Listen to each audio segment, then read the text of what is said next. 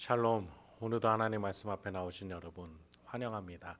우리 함께 기도하겠습니다. 하나님, 오늘도 우리에게 귀한 말씀 주시니 감사합니다.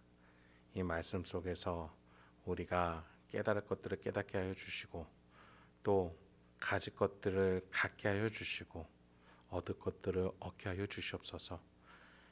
찾는 자에게, 두드리는 자에게, 구하는 자에게 주시는 하나님 아버지인 줄 믿습니다. 오늘 우리 영혼에게 은혜를 허락하여 주시옵소서. 예수님의 이름으로 기도했습니다. 아멘. 오늘 함께 살펴볼 말씀 사무엘상 27장 1절에서 12절, 사무엘상 27장 1절에서 12절까지 함께 살펴보도록 하겠습니다. 본래 큐티집 본문으로는 이 27장을 어제와 오늘 두 번에 나눠서 보는데, 제가 여러분의 이해를 돕기 위해서는 이 한 사건이기 때문에 1절과 12절을 한 번에 보되 오늘 또 다시 한번 보는 것이 여러분에게 더 유익할 것 같아서 이렇게 준비를 했습니다. 여러분 아신 바와 같이 이 본문에서 블레셋으로 다윗이 망명을 하죠. 가드라는 도시입니다. 다윗이 물리친 골리앗의 고향이죠. 이 세상에서는 하루아침에 적군이 아군이 되고 아군이 적군이 되게 마련이죠. 그런 점에서 지금 다윗은 하나님 나라에서 벗어나 이 세상의 정략적인 세계 안으로 들어오고야 말았습니다. 왜 이렇게 됐을까요? 결국 나 자신의 유익 때문입니다. 하나님 나라에서는 이웃을 섬겼을 때 하나님 높여주시지만, 세상 나라에서는 나의 유익 때문에 친구가 적군이 되고 적군이 친구가 되게 됩니다. 성경은 시종일관 하나님의 뜻은 이거라고 말하죠. 내 이웃을 내 몸과 같이 사랑하라. 세상 나라와 하나님 나라의 질서는 너무나도 다릅니다. 그런 점에서 사울은 이웃 다윗을 계속 죽이려고 하면서 이스라엘조차도 세상 나라처럼 만들려고 했었죠. 그간 다윗은 그러한 원수 같은 사울을 자신의 몸과 같이 사랑하며 존중해왔습니다. 하나님은 이 다윗의 심령을 사용하셔서 하나님 나라의 질서를 지키고 또 이것을 퍼뜨리고 이스라엘 백성들에게 가르치고자 하셨죠. 그런데 문제는 다윗이 그 사랑을 조금씩 잃어가기 시작하는 한계에 다다랐다는 겁니다. 여러분, 우리가 교회 안에서 보면 믿음이 좋은 자가 신앙 슬럼프에 빠지기도 하고, 신앙생활을 오래 한 자가 너무나도 작은 것에 시험에 드는 것을 보기도 합니다. 왜 그럴까요? 하나님의 사랑을 계속 받아서 생활해야 되는데 그렇지 못했기 때문입니다. 다윗이야말로 계속 반복되는 그 어려운 환경 속에서 새로운 하나님의 마음을 받아야 했습니다.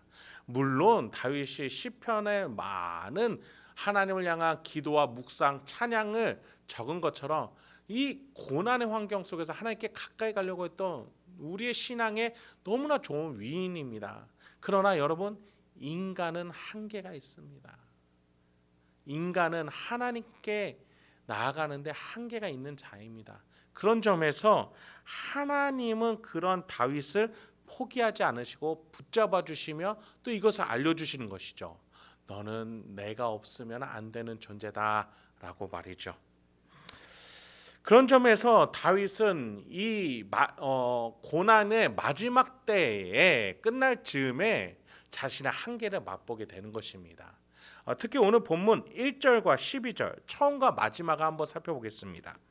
다윗이 그 마음에 생각하기를 내가 후일에는 사울의 손에 붙잡히리니 블레셋 사람들의 땅으로 피하여 들어가는 것이 좋으리로다.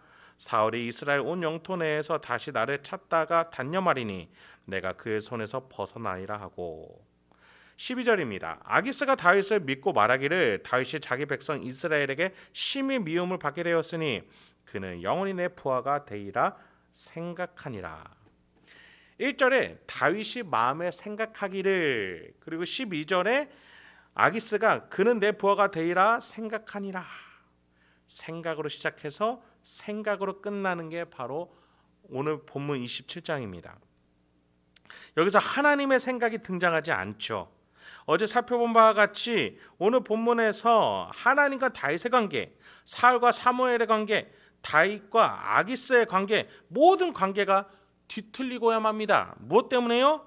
사람의 생각 때문이에요. 하나님 나라의 질서에 나의 생각을 대하는데, 맞춰가야 하는데 이 사람 저 사람 생각이 각자의 유익과 이해관계로 부딪히기 시작하는 겁니다. 그러니 온 세계가 뒤틀리는 것이죠. 여러분, 한 사람이 하나님 나라의 질서에 맞춰가기 시작할 때 하나님은 그 사람을 통해서 주변에서 역사하기 시작하십니다.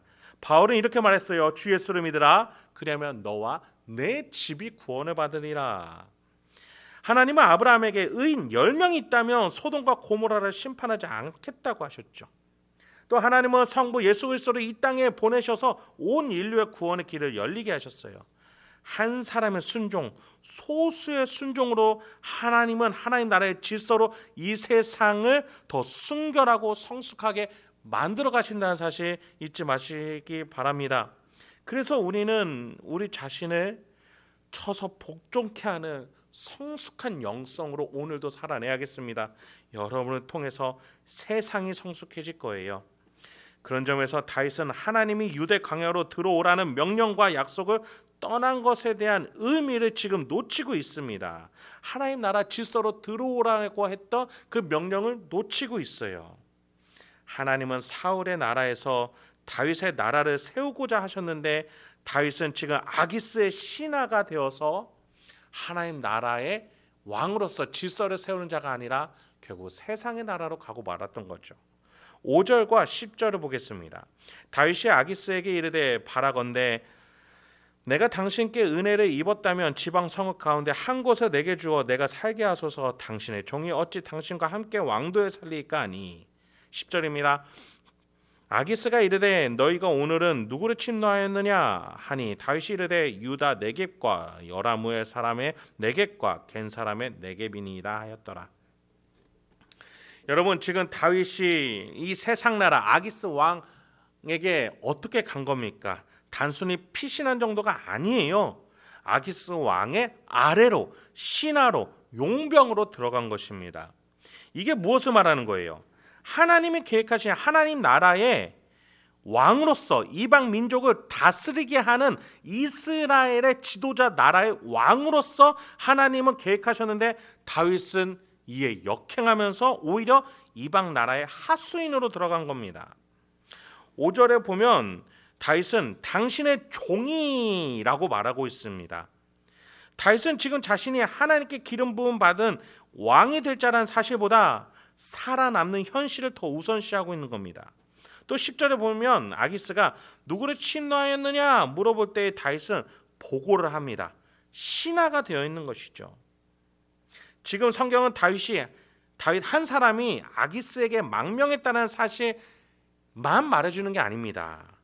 다윗을 통해서 하나님의 나라가 세워진 것이 아기스 아래에 있는 모욕이다라는 것을 지금 우리에게 말해주고 있는 거예요. 여러분이 세상과 타협한 건 한 사람의 불순종에서 끝나는 것이 아닙니다. 여러분은 하나님의 자녀요, 하나님의 대리통치자요, 하나님의 상속자입니다. 그런 점에서 여러분이 세상과 타협하고 죄와 타협한다는 사실은 모욕이 됩니다. 누구의 모욕이요? 하나님 나라의 모욕이 되는 겁니다. 여러분은 하나님의 영광과 자랑이 되어야 될 사람입니다. 그래서 여러분의 넘어짐은 단순한 것이 아니에요. 하나님 나라의 넘어짐이 됩니다. 그런 점에서 우리는 기억을 해야 됩니다. 여러분은 세상보다 큰 자라는 사실입니다. 여러분, 우리가 신앙생활하고 교회 안에서 교제할 때 조심해야 될 게 있습니다. 바로 경제 논리와 정치 이야기입니다. 여러분, 교회와 여러분은 이 세상보다 큽니다. 하나님 나라 질서이기 때문에 세상을 포함하고 있습니다. 그런데 교회가 자꾸 세상 논리로 들어간다는 건 뭐예요? 이 경제, 돈 아래 들어간다는 거예요. 또 한 정당이나 한 정치인을 공개적으로 지지한다는 건 뭐예요? 교회가 그 한 가지 이념이나 이데올로기 아래로 들어간다라는 것을 의미합니다. 모욕적인 거예요. 여러분, 그런 점에 있어서 우리는 세상보다 크고 태초의 아담으로부터 종말에 이르는 다시 오실 예수님까지 이르는 모든 교회의 범위가 나의 범위인 것을 알면서 우리가 태초와 종말을 함께 인식하면서 살아가야 됩니다. 좀 더 쉽게 말씀드릴까요? 여러분은 지금 당장 눈앞에 있는 돈의 문제, 환경의 문제에 갇혀서 그 아래로 들어갈 사람이 아니라 이 문제가 일어나기 전에 세상을 만드신 하나님이 여러분과 함께 계시고 이 모든 문제들을 다 극복해 놓으신 예수 그리스도의 그 공로가 여러분에게 있으며, 그래서 그것을 깨닫게 하기 위해서 삼위일체 하나님 중에 성령 하나님이 여러분과 함께하고 계시다라는 사실, 그것이 바로 태초와 종말을 살아내는 신자의 가장 큰 너비의 인생이라는 사실 잊지 마시기 바랍니다. 마지막 7절을 보겠습니다. 다윗이 블레셋 사람들의 지방에 산 날수는 1년 4개월이었더라. 어때요? 하나님은 다시 다윗을 그 세상 나라에서 끄집어내십니다. 다윗은 결코 그 곳에서 영원히 살 수 있는 사람이 아니었어요. 왜요? 그의 심령은 그래도 하나님을 향하고 있었기 때문이에요.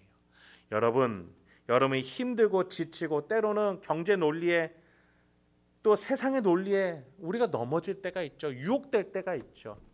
근데 여러분 마음만큼은 지키고 계셔야 돼요. 다시 하나님께로 돌아가야지. 하나님이 나를 붙들고 가주실 거야. 그래요.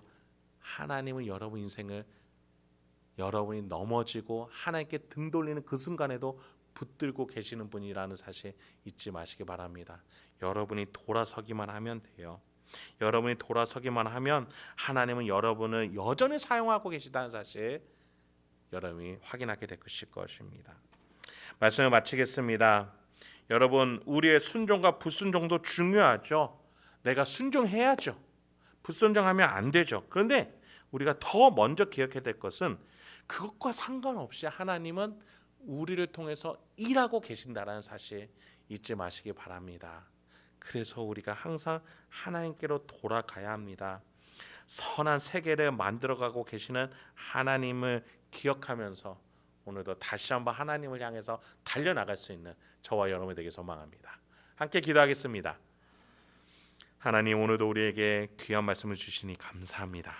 이 말씀 속에서 우리가 어떻게 살고 어떤 방향과 태도로 나아가야 되는지 하나하나 알려주시고 깨닫게 하여 주시옵소서.